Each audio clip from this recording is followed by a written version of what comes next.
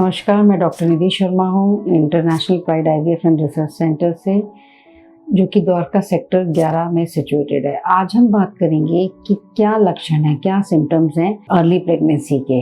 तो सबसे बड़ा सिम्टम ये है कि आपके पीरियड मिस हो गए हैं, ये सबसे बड़ा सिम्टम है। लेकिन कई बार जिनके पीरियड्स रेगुलर हैं उनमें पता ही नहीं चलता कि प्रेगनेंसी आ गई है। तो हम कैसे पता लगा सकते हैं?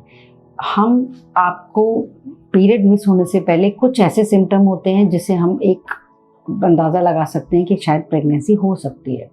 जैसे कि क्रैम्प्स पड़ते हैं पेशेंट को, एब्डोमिनल क्रैम्प्स पड़ेंगे, ब्रेस्ट में टेंडरनेस हो जाएगी, हैवीनेस हो जाएगी या हल्का पेन रहेगा। तो ये पीरियड मिस होने से पहले सिम्टम्स हैं जो पेशेंट को रहेंगे, जिससे लगेगा पेशेंट को कि शायद मैं प्रेग्नेंट हो सकती हूँ।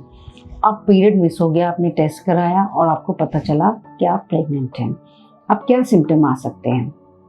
कोई भी पेशेंट होती है, इसको सिम्टम क्या आ सकते हैं? सबसे कॉमन जो सिम्टम होते हैं वो होता है नौशिया, मतलब कि जी मिचलाना, वॉमिटिंग होना, ब्लोटिंग होना, पेट फूलने जैसा लगना, कोई डाइजेशन ठीक से नहीं होना, कॉन्स्टिपेशन होना और मूड स्विंग्स, ब्रेस्ट में हैवीनेस लगना। ये एक कॉमन सिम्टम्स हैं जो हर महिला को आ सकते हैं। अब सबसे पहला जो बड़ा सिम्टम होता है वो होता है वेजाइनल डिस्चार्ज। नीचे से डिस्चार्ज वेजाइना से आता है और वेजाइना की तरफ पेशेंट को पेन होता है, जिससे पेशेंट बहुत डिस्कम्फर्ट फील करता है। ये क्यों होता है? जब प्रेगनेंसी आती है यूट्रस के अंदर तो ब्लड सप्लाई वेजाइना की तरफ, यूट्रस की तरफ बढ़ जाती है, जिसकी वजह से पेशेंट को वेजाइना में पेन या डिस्कम्फर्ट रह सकता है और डिस्चार्ज आ जाता है। तो ये एक घबराने की बात नहीं है, ये ब्लड सप्लाई आपका पेल्विस की तरफ बढ़ा है, इसीलिए आपको वेजाइनल डिस्चार्ज हो रहा है और पेन हो रहा है। दूसरा है पेशेंट की फ्रीक्वेंसी यूरिन की बढ़ जाती है। दो चीज़ें होती हैं, जब ब्लैडर पर यूट्रस का प्रेशर आता है तो ज़रा भी अगर यूरिन इकट्ठा होता है ब्लैडर में तो पेशेंट को फील होता है और वो यूरिनेशन के लिए जाता है।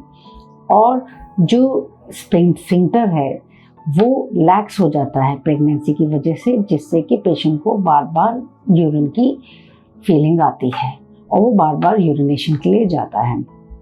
तीसरा बड़ा सिम्टम आता है ब्रेस्ट के हैवी होना। वो ब्रेस्ट एक्सपेंड होते हैं प्रेगनेंसी में, डक्ट्स जो होते हैं वो डायलेट होते हैं, इसकी वजह से ब्रेस्ट में टेंडरनेस या हैवीनेस फील होती है। ज़रा से टच करने में भी पेशेंट को फील होता है कि हाँ पेनफुल है। फोर्थ जो सिम्टम आता है वो होता है गैस्ट्रोइंटेस्टाइनल सिम्टम्स।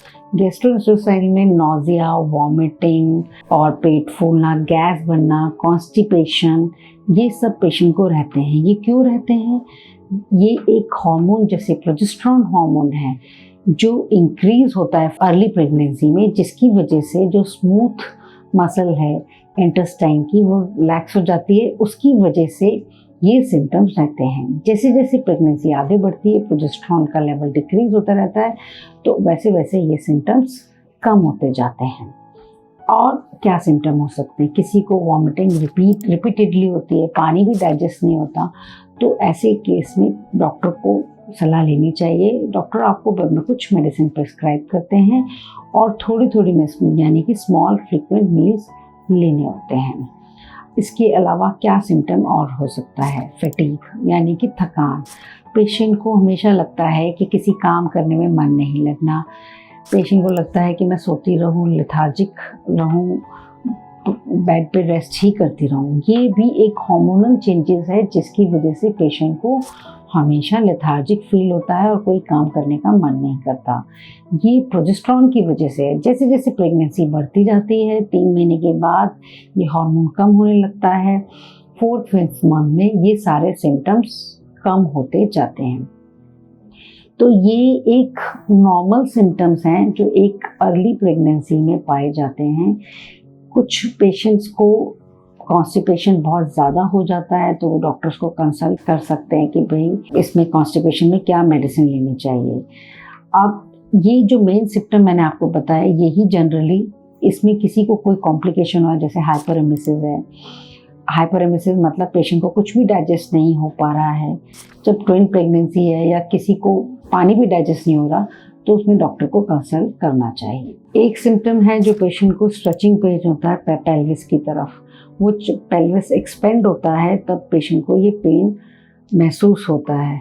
तो ये हल्की हल्की कॉन्ट्रैक्शन जो यूट्रस में रहती है उसकी वजह से हर समय पेशेंट को पेन लगता है, ऐसे लगता है कि पीरियड्स आएंगे, डिस्मेनोरिया जैसा पेन होता है। एक ये सिम्टम है। एक सिम्टम और है ब्रेथलेसनेस। कई बार पेशेंट को ज़रा सा भी चलने में ब्रेथलेसनेस हो जाती है, थोड़ा भी ज़्यादा बोलते हैं तो उनको सांस फूलने लगती है। ये एक रेस्पिरेटरी रेट बढ़ जाता है, ये एक नेचुरल चीज़ है, उसकी वजह से ब्रेथलेसनेस पेशेंट को होती है। किसी किसी पेशेंट को बीपी लो होता है, उससे घबराना नहीं है, उसमें आपको फ्लूइड का इंटेक, अपना डाइट, स्मॉल फ्रीक्वेंट मील्स लेना है। ये क्यों होता है? ये इसलिए होता है जब blood supply from the heart to the uterus बढ़ जाता है, सारा ब्लड सप्लाई जब बच्चे की तरफ जा रहा है, यूट्रस की तरफ जा रहा है, तो पूरी बॉडी में कम हो जाता है, जिसकी वजह से बीपी पेशेंट को लो फील होता है, चक्कर आने लगते हैं, वो हर समय लेथार्जिक रहता है। तो ऐसी कंडीशन में पेशेंट को स्मॉल फ्रीक्वेंट मील्स और लिक्विड्स का अमाउंट ज़्यादा लेना चाहिए। उम्मीद है कि आपको ये मेरा वीडियो पसंद आया होगा। इसके रिगार्डिंग कोई भी अगर आपके क्वेश्चन हो तो आप नीचे दिए गए नंबर पर कॉल कर सकते हैं या मेल कर सकते हैं, आपकी सारी क्वेरीज के जवाब दिए जाएंगे। Thank you.